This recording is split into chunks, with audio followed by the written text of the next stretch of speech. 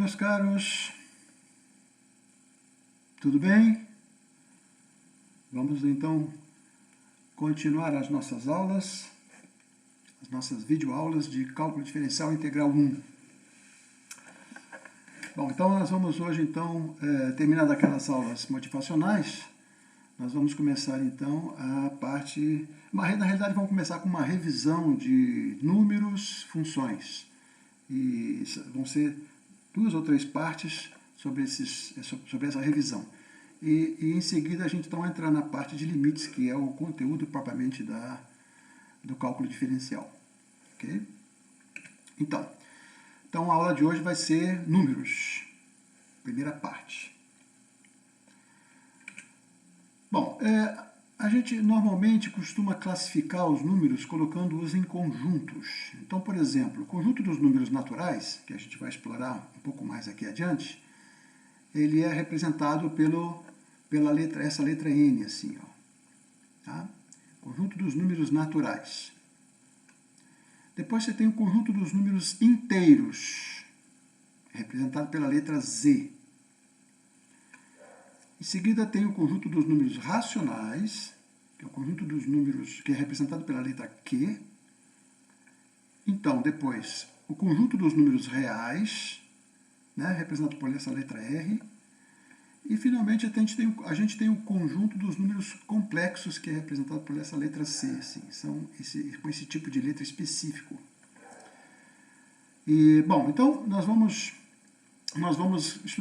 falar um pouco mais de cada um dessas propriedades dos números ou desses conjuntos. Ok? Então, vamos começar pelo conjunto dos números naturais. O que são os números naturais? Bom, o conjunto dos números naturais são aqueles que a gente aprende lá no primário, né? 1, 2, 3, 4, etc. Eles servem para contagem. Vocês observam, por exemplo, que os pais ficam muito orgulhosos quando as crianças pequenininhas, né, 3 anos, 2 anos, já sabem contar até 10, até 20, né, e depois vai até 100. Bom, e aí daí em diante a coisa se expande, né? Então, ele serve para contagem, né? Você tem 4 objetos, você conta 1, 2, 3, 4. Antigamente se fazia uma associação entre, por exemplo, se você tinha 20 ovelhas, ou 20 ou mais, né, ovelhas, e para você saber se havia alguma que tinha se perdido, você fazia uma associação. Tinha um saquinho lá com as 20 pedrinhas, à medida que as ovelhas iam passando, você ia contando as pedrinhas. Você está fazendo uma correspondência entre aquelas pedrinhas e a ovelha. Então, hoje em dia, a gente não vai usar mais pedrinha, a gente vai usar os números para fazer essa correspondência. Você sabe contar, você conta até 20. Passou só 19 ovelhas, está faltando uma, não precisa de pedrinha. Okay? Então, essa é a contagem. Só que o conjunto dos números naturais, ele é infinito, né? Então, vai 1, 2, 3, 1000, 1001, 1002, etc, etc. E chegando, por exemplo, no Google.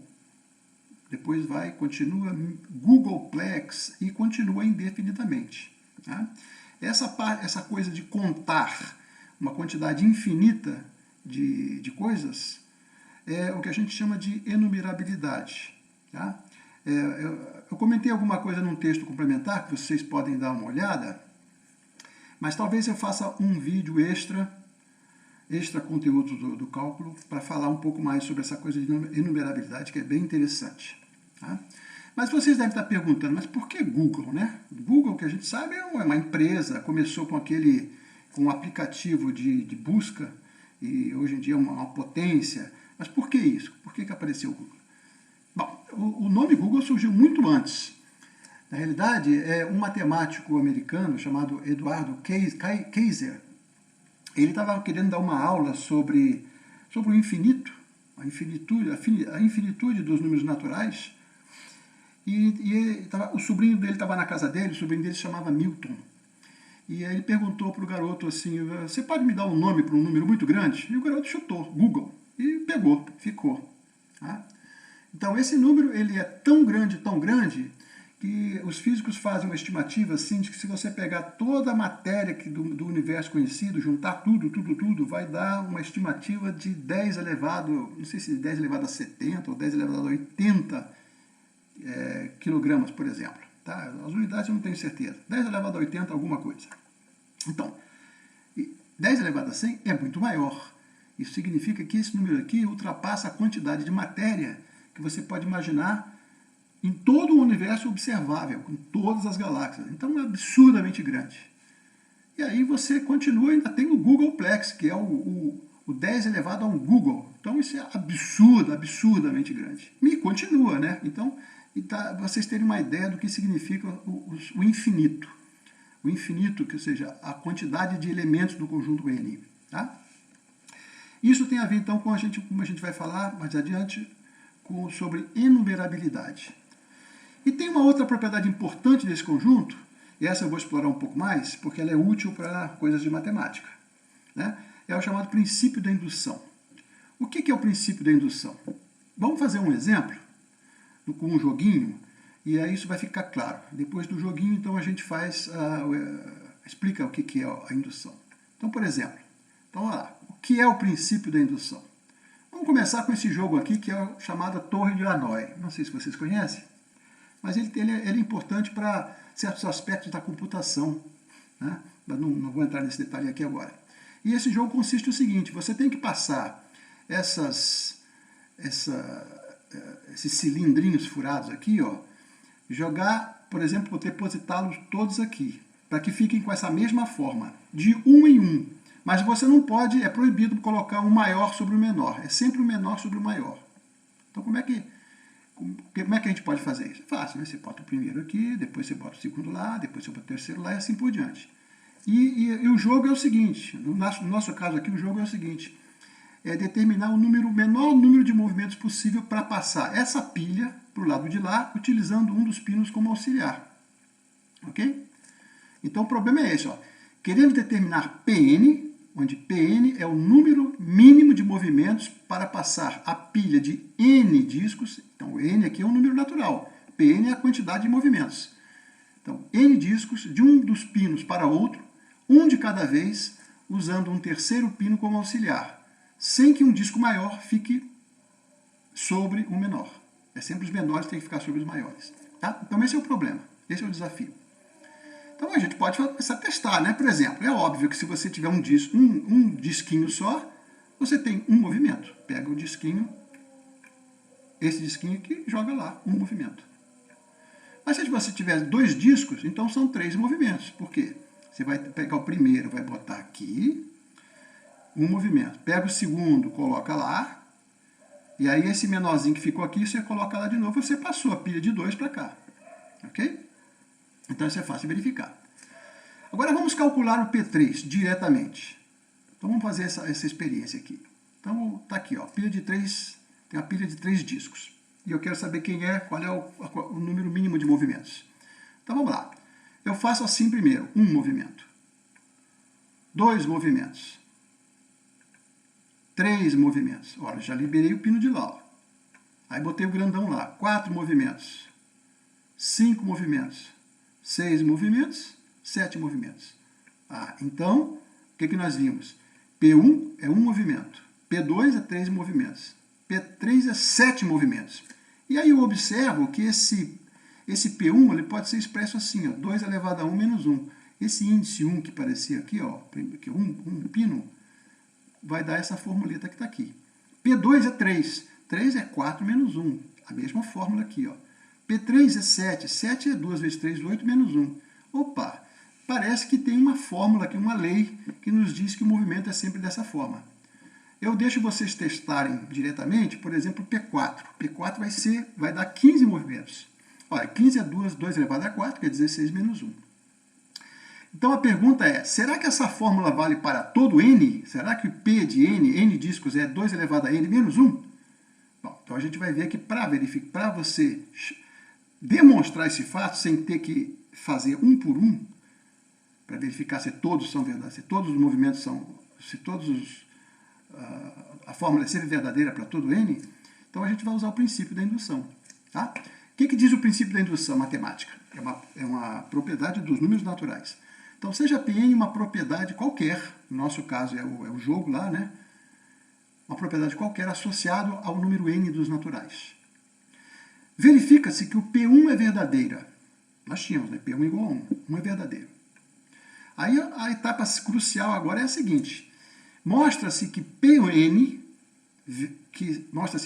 verdadeira implica que Pn mais 1 é verdadeira. Então você faz uma hipótese. Suponha que a fórmula que você tem seja verdadeira.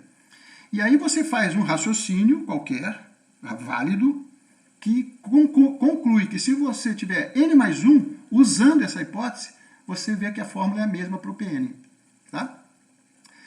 Então, você verifica isso, você mostra isso. Se você conseguir fazer essas duas coisas, então, qual é o resultado? A Pn é verdadeira para todo n. Então, o princípio da indução é isso. Você verifica uma primeira etapa, supõe que uma n qualquer, pode ser a 2, a 3, a 4, a 5, arbitrário, e essa vai implicar que a outra também é verdadeira, então verdadeira sempre. E é uma coisa lógica. Por exemplo, imagina que você tem uma sequência de dominós, aquelas dominozinhas que você coloca tudo em pezinho assim, um do lado do outro. Tá? Aí você verifica o seguinte, se eu derrubar o primeiro vai derrubar o segundo. Então essa propriedade de o primeiro derruba o segundo é verdade. Tá? Agora eu não preciso ficar derrubando o terceiro, o quarto, o quinto para ver se todos vão derrubar. O que é o raciocínio? Eu escolho um número, uma posição qualquer, n. Se eu derrubar o n, se eu empurrar o n vai derrubar o n mais 1. Ora, então se o n é 2, implica 3. O 3 implica 4. Então, vale para todos. Essa que é a ideia do princípio da indução matemática. Então, essa ideia aqui, ela é bastante útil para uma série de posições. Principalmente, uma daquelas que você supõe que uma determinada fórmula é verdadeira, como nós vimos aqui, ó. Tá? A gente quer provar que isso aqui é verdadeiro, isso aqui é um chute, porque a gente verificou só 4, não verificou todas, mas o princípio da indução vai nos mostrar que ela é verdadeira. Tá? Então vamos provar nesse exemplo aqui. Então vamos lá. Vamos aplicar o princípio da indução para provar que a fórmula 2 elevado a n menos 1 é verdadeira. Bom, nós já verificamos que o P1 é L1. Né? 2 elevado a 1 menos 1 a gente viu, é 1. Suponha que a fórmula seja verdadeira para n. Então, vamos, por exemplo, imaginar que aqui tem uma pilha de n. Tá? Então, a hipótese é que com n discos, eu consigo fazer o número mínimo de movimentos da forma 2 elevado a n menos 1. Então, vamos verificar. Eu boto agora um disco a mais. Imagina que aqui agora tem n mais 1 discos. Esses n que estavam aqui, mais 1. Botei aqui. Então, vamos lá. Eu quero contar agora, eu quero provar que esta hipótese aqui, com um raciocínio em cima da situação seguinte, nos leva ao resultado. Então, vamos lá. Eu tenho n mais 1. O que eu faço? Olha, n mais 1 são os primeiros n's que estão aqui e mais 1 aqui embaixo. Para eu fazer esses n que estão aqui, ó, esse, mais esse, mais esse, mais esse, n, eu sei que a fórmula é verdadeira por hipótese. Então, eu vou fazer o seguinte, eu vou conseguir botar esses caras aqui com 2 elevado a n 1, 2 elevado a n menos 1 movimentos. É a hipótese. Nós já supusemos que isso é verdade. Aí sobrou um aqui, ó. Agora esse cara eu boto lá. Puf, foi para lá. Então eu tenho 2n menos 1 mais 1. Esse 2n menos 1 que veio para cá é uma hipótese. Tá? É aquele negócio, se eu empurrar um dominózinho, eu quero verificar se eu empurrando um dominózinho, o outro vai cair. Então aqui, ó, essa é a hipótese. Ok? Bom, agora o que eu tenho aqui? Esse cara é o maior de todos, eu já botei aqui. Agora eu tenho de novo n discos, que eu sei que, por hipótese, vão me dar 2 elevado a n menos 1 movimentos para chegar aqui. Então eu coloquei. Então ficou assim, ó. Eu tinha, no final aqui, eu tinha 2 elevado a n movimentos, tá aqui, ó, 2 elevado a n. E agora, para empilhar de novo aqui, eu tenho 2 elevado a n menos 1 movimentos. Ora, essa fórmula aqui vai dar 2 vezes 2 elevado a n, que é 2 elevado a n mais 1, menos 1. Então, a fórmula é verdadeira. Por quê? Porque a hipótese de n, com mais o raciocínio aqui, nos deu que é verdadeira. Então, o princípio da indução diz que essa fórmula é verdadeira. Provamos que Pn mais 1, supondo, implica Pn mais 1. Pn, 2 elevado a n menos 1, implica Pn mais 1, que é 2 elevado a n menos 1. Eureka! A fórmula é verdadeira para todo n. Então, esse é o princípio da indução, e isso é bastante útil para a gente verificar várias coisas, tá? Vou demonstrar coisas de uma forma bastante simples. Tá? Tudo com referência a números naturais. Tá? Ok, então nós vimos então o conjunto dos números naturais, vimos essa propriedade importantíssima. Tem exercícios lá na lista que vocês vão verificar se uma determinada fórmula é verdadeira usando esse princípio, tá? E a gente terá a oportunidade no futuro de eventualmente usar isso aí para outras coisas. Muito bem. Continuando então com o conjunto dos números, né? O segundo conjunto é o conjunto dos números inteiros. Significa que são os números naturais, que eu incluí o zero, e incluí os próprios naturais com sinal de menos. Então isso aqui é uma construção para que as operações de soma e subtração sejam sempre possíveis de serem feitas aqui, né? Vocês sabem isso lá do colégio, né? Por exemplo, 2 mais 1 é 3, está aqui, ó. Mas 1 menos 2 dá menos 1, que está aqui, ó. 1 menos 4 é menos 3, que está aqui, ó. Então, as operações de soma e subtração nesse conjunto, elas permanecem com os resultados sempre nesse conjunto, tá? Bom, N está contido em Z. Por quê? Está aqui o N, ó. 1, 2, 3, 4. Você acrescentou mais coisas, então você aumentou o conjunto. Muito bem. E a tal da inumerabilidade? Bom, a gente vai falar isso mais numa outra oportunidade. Mas essencialmente é o seguinte: um conjunto ele é inumerável se você consegue colocá-los em fila. Por exemplo, aqui, ó, esse aqui não começa, né? Que vem lá do menos infinito, menos Googleplex, e vai crescendo, chegar no menos 1, 0, depois vai Googleplex, etc, etc, etc. Então, se eu puder colocá-los em fileira, começando de 1 em 1, né? De modo que pegue todos, então você está fazendo uma correspondência entre esse conjunto e o conjunto dos números naturais. Então, isso aqui é chamado de numerabilidade. Isso é fácil, né? Por exemplo, ó, esse é o primeiro, 1. Esse é o segundo, 2. Esse é o terceiro, 3. Esse é o quarto, 4.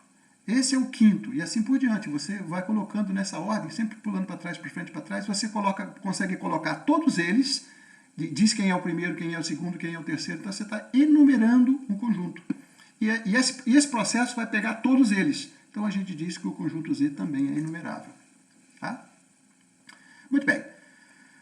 Agora vamos começar a trabalhar com conjuntos vamos falar sobre conjuntos que realmente nos permitem fazer cálculos, né? Que são os números racionais. Ora, os números racionais são aqueles números das frações racionais, né? É P sobre Q, o P e o Q são inteiros, né? Por exemplo, o P pode ser negativo, vamos supor que o Q é sempre positivo, mas ele tem que ser diferente de zero, tá? Então você tem aqui, por exemplo, quando o Q é 1, você tem 2 sobre 1, 3 sobre 1, que é o 2, 3, e portanto você tem os naturais contidos nesse conjunto.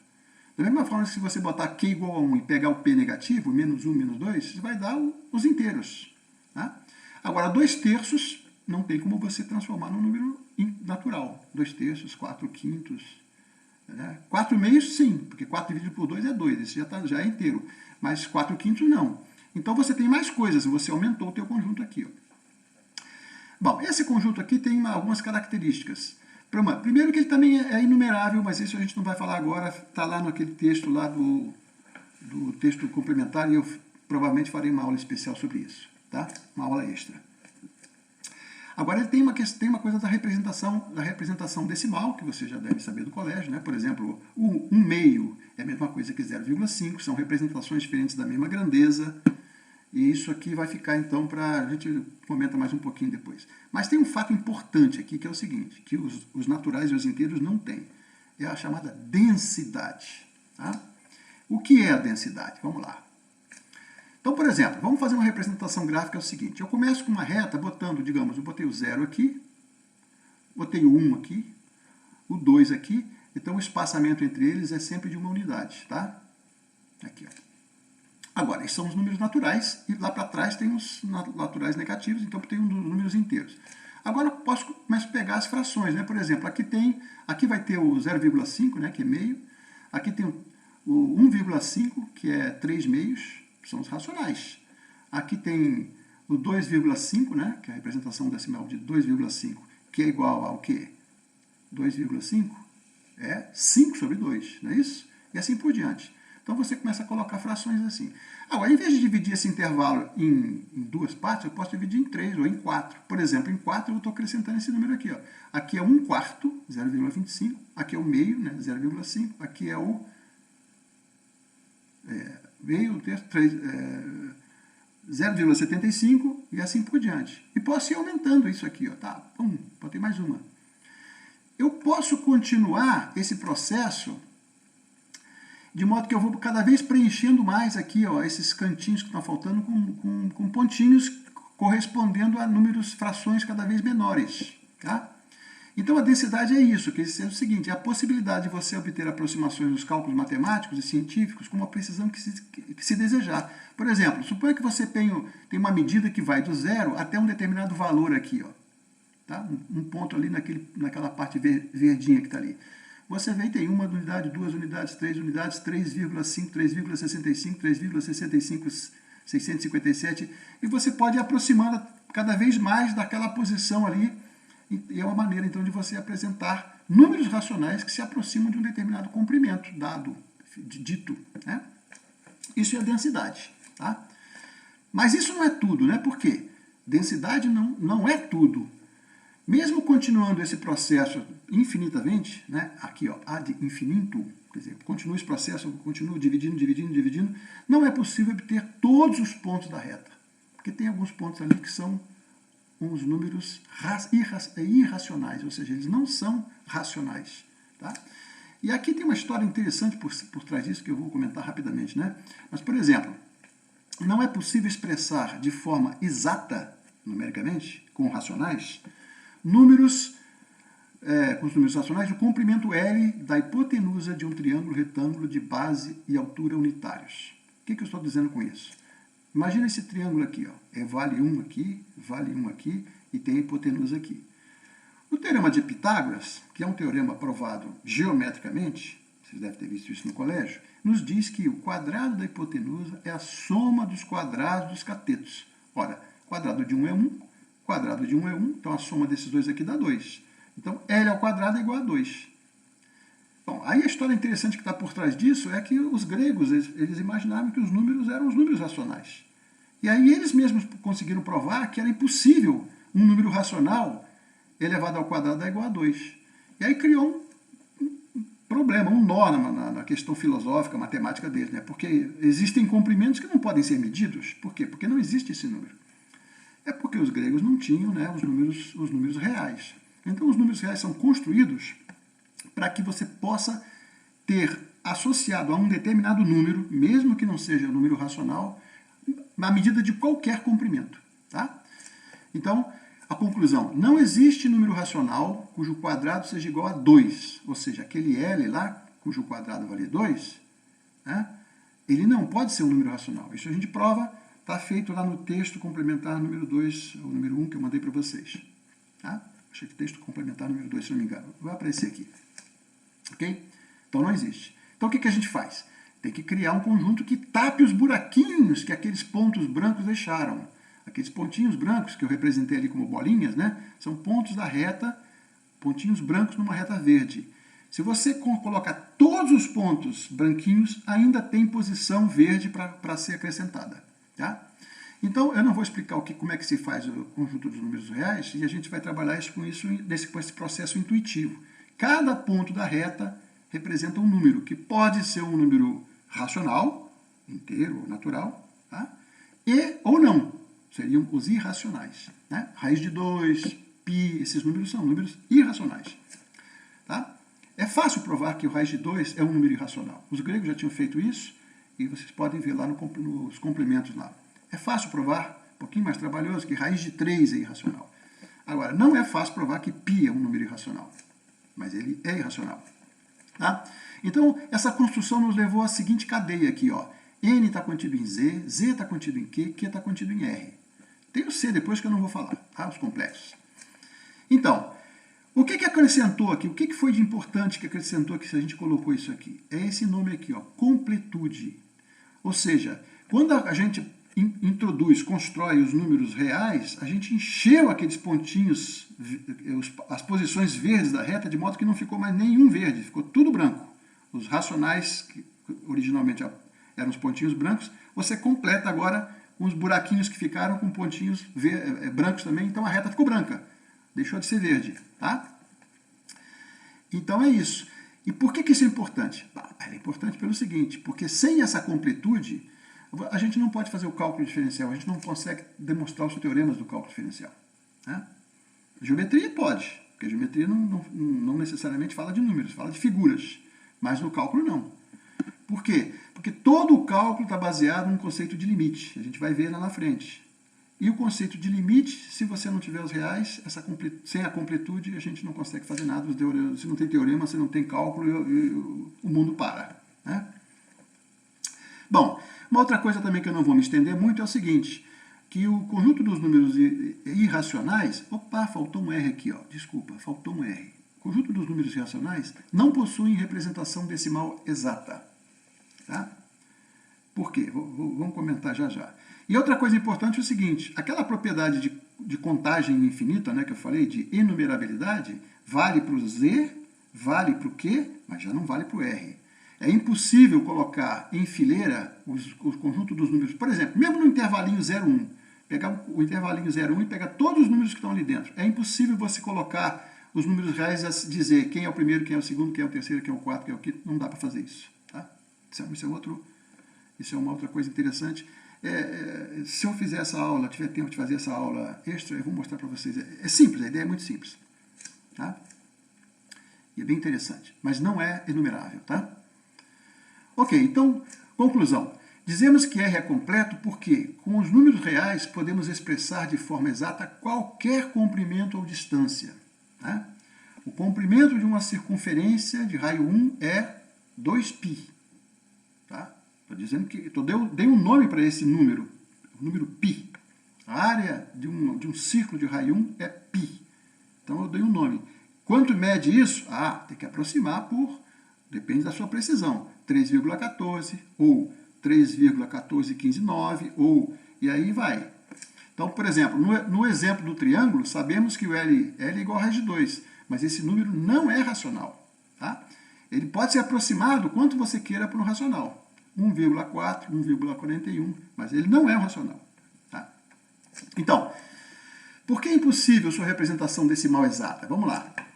Os números racionais são, por definição, aqueles da forma P sobre Q, com P e Q inteiros, né? E o Q, o denominador, não pode ser zero. Tá? Um número é racional, se vocês devem ter visto no colégio, se e somente se, equivalente, né? Se e somente se, ele pode ser expresso como ou um número inteiro, ou uma fração decimal finita, ou uma dízima periódica. Por exemplo, 4 sobre 50, a representação racional do número 4 sobre 50, ele tem essa representação decimal, 0,08. Tá? Então, ele é uma fração finita, uma fração decimal finita. Tá? 2/3, está aqui, ó, racional, né? Número inteiro 2 dividido pelo número inteiro 3, é racional. Mas quando a gente faz a conta, a gente acha 2,666666. Tá? É uma dízima periódica. Tá? Então, se um número é irracional, aqui está com 2R certinho. Ó. Se um número é irracional, sua representação decimal terá necessariamente uma sequência infinita de algarismos sem periodicidade. O que eu quero dizer com isso? Por exemplo, esse número aqui tem uma periodicidade, o período é 1, ó, 2, 2, 2, 2, 2, 6, 6, 6, 6, 6. Tá? Agora, podia ser 65, 65, 65, um período de 2. Podia ser 734, 734, 734, os bloquinhos de 3 se repetindo. Tá? E você pode pegar blocos grandes. Bom, mas aí o raiz de 2. Como é que a gente sabe que o raiz de 2 não pode ter um bloco de 100 que se repita? Não? 100 algarismos, depois repete os mesmos 100 algarismos. Por que isso não ocorre? Porque nós provamos que ele era de uma prova independente, né, de que ele é irracional. Se ele é irracional, ele pode ter isso aqui. Tá? Aliás, não sei se vocês vão lembrar, porque no colégio a gente costuma, usando progressões geométricas, né, soma de progressões infinitas, a gente pode mostrar que qualquer dízima periódica é um número racional. Né? Tem uma conta que a gente faz, dado uma dízima periódica, a gente combina isso lá com as potências de 10 e acha qual é a fração correspondente. Tá certo? Então, os números irracionais não têm essa periodicidade. Ok? Muito bem, então, a completude de R é propriedade fundamental para os processos de limite inerentes ao cálculo, para que os cálculos sejam válidos. Tá? Então, para você ter o cálculo diferencial, você tem que ter completude. E a gente tem a completude com os reais. Tá? Mas é a densidade de Q que permite que os cálculos efetivos sejam feitos nas aplicações. Porque o π A gente, quando for fazer alguma experiência, alguma coisa completa, um cálculo numérico, a gente vai dizer que 3,14, ou 3,14159, enfim. Você vai usar a densidade dos racionais. Qualquer número real, ele pode ser aproximado com tanto quanto você queira por um número racional. Por exemplo, 3,14. Ele é 314 dividido por 100. É um número racional. Tá? Mas o π não. Você pode ir aproximando por racionais. Então você tem uma coisa importante aqui que é a completude. Então a gente vai usar e abusar isso o tempo todo no cálculo. Né? Fica implícito, a gente trabalha direto com essa ideia. E na hora de aproximar, precisando fazer numericamente uma conta, né? A gente pode usar a densidade. Tá? Bom, na teoria, precisamos trabalhar com R. É isso que está aqui. Tá? Na prática, o conjunto Q é suficiente. Né? Desde que a gente saiba qual é a aproximação que você quer considerar. Então, resumidamente é o seguinte, o conjunto dos números reais implica nas demonstrações dos teoremas, e aí a gente tem as ciências. Os números racionais são para os cálculos numéricos e científicos, mas ele é tão importante que com eles, com os cálculos que são feitos com eles, o homem chegou à Lua, o homem explorou o átomo, e, enfim, você faz todos os cálculos que são necessários. Tá? E já que eu estou colocando aqui que um homem chegou na Lua, eu vou então terminar essa aula de hoje com essa imagem do Ultraman, que está na Lua, vendo o nosso belo planeta Terra nessa paisagem espacial. Ok? Então, vamos terminar por aqui hoje. Né? Vocês, tá vendo? É o texto complementar número 1, que é que vocês têm que ler. E aí nós vamos então terminar por aqui. Então, obrigado. Até a próxima.